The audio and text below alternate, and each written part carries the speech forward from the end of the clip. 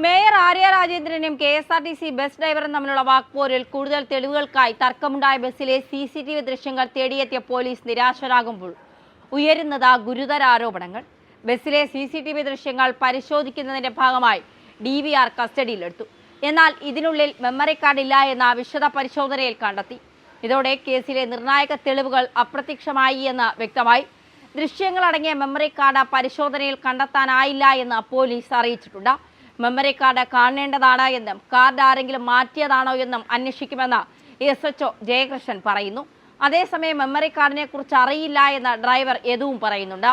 Memory card പാർട്ടിക്കാർ ആരെങ്കിലും മാറ്റിയതാകാമെന്നാണ് യദു പറയുന്നത്. താൻ ബസ് ഓടിക്കുമ്പോൾ CCTV പ്രവർത്തിച്ചിരുന്നതായും ഡ്രൈവർ യദു പറയുന്നു. ബസ് ഓടിക്കുമ്പോൾ റെക്കോർഡിംഗ് എന്ന് കാണിച്ചിരുന്നുവെന്ന് യദു പറയുന്നു. അതിനിടെ മെമ്മറി കാർഡ് ഇല്ലാത്തതിനാൽ അന്വേഷണത്തിന് ഗതാഗത മന്ത്രി KB ഗണേഷ് കുമാർ നിർദ്ദേശിച്ചു. KSRTC MD ഇത് പരിശോധിക്കും. സീബ്ര ലൈനിന് കുറുകെ ബസ്സിട്ട് ഡ്രൈവറെ ചോദ്യം ചെയ്തതിനുള്ള തെളിവ് പുറത്തു വന്നു കഴിഞ്ഞു. എന്നാൽ മറ്റൊന്നിനും തെളിവില്ല. എന്നാൽ തെളിവുള്ള മേയർക്കെതിരായ ആരോപണത്തിന് പോലീസ് കേസ് എടുത്തിട്ടുമില്ല. തെളിവില്ലാത്ത വാമൊഴി ആരോപണത്തിൽ പോലീസ് കേസ് എടുക്കുകയും ചെയ്തിട്ടുണ്ട്. ബസ് തടഞ്ഞ യാത്രക്കാരെ ഇറക്കിവിട്ടെന്ന ആരോപണത്തിൽ KSRTCയും മൗനത്തിലാണ്. KSRTCയും ഇതുവരെ കേസ് കൊടുത്തിട്ടില്ല. ഇതിനൊപ്പമാണ് മെമ്മറി കാർഡ് മോഷണവും. ഈ മെമ്മറി കാർഡ് നഷ്ടമായിട്ടും KSRTC പോലീസിനെ അറിയിച്ചതുമില്ല.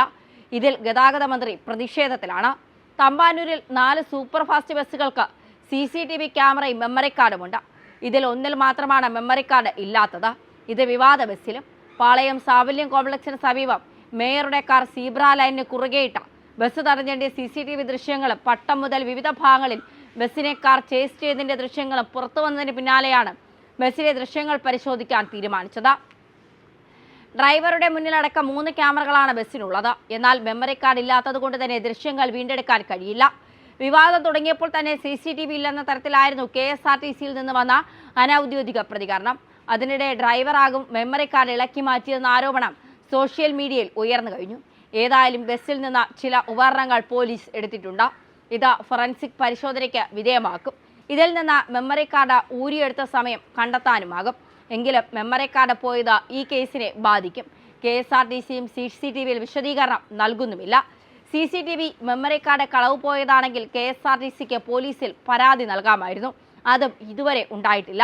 ഏതായാലും CCTV ഉള്ള ബസ്സിലെ മെമ്മറി കാർഡിൽ KSRTC കൂടുതൽ ഗൗരവം കാണിക്കണമായിരുന്നു. പാളയത്ത് നിന്ന് തന്നെ പോലീസ് ഡ്രൈവറെ കസ്റ്റഡിയിലെടുത്തിരുന്നു. അതിനുശേഷം മറ്റാരോ ആണ് ബസ് സ്റ്റാൻഡിലെത്തിച്ചത്. ഏതായാലും പാളയത്ത് വെച്ച് ആ മെമ്മറി കാർഡ് ആരെങ്കിലും ഊരിമാറ്റാൻ സാധ്യതയില്ല. സംഭവങ്ങൾ ബസ്സിലെ ഒരാൾ മൊബൈലിൽ പകർത്തിയിരുന്നു. ഇയാളോട് ദൃശ്യങ്ങൾ ഡിലീറ്റ് ചെയ്യാൻ മേയർ ആവശ്യപ്പെടുന്ന വീഡിയോ പുറത്തു വന്നിരുന്നു. ബസ്സിനുള്ളിൽ കയറി ആരോ യാത്രക്കാരെ ഇറക്കി വിട്ടുവെന്നും ആരോപണമുണ്ട്. ഈ ആക്ഷേപത്തിന്റെ തെളിവുകൾ എന്തായാലും ആ CCTV ക്യാമറയിൽ ഉണ്ടാകും. ഇതിനൊപ്പം അശ്ലീല ചേഷ്ടയും ചേസിങ്ങും തെളിവ് കിട്ടുമായിരുന്നു. ഇതൊന്നും പരിശോധിച്ചുറപ്പിക്കാൻ പോലീസിന് കഴിയാത്ത സാഹചര്യമാണ് ഇപ്പോൾ നിലവിലുള്ളത്.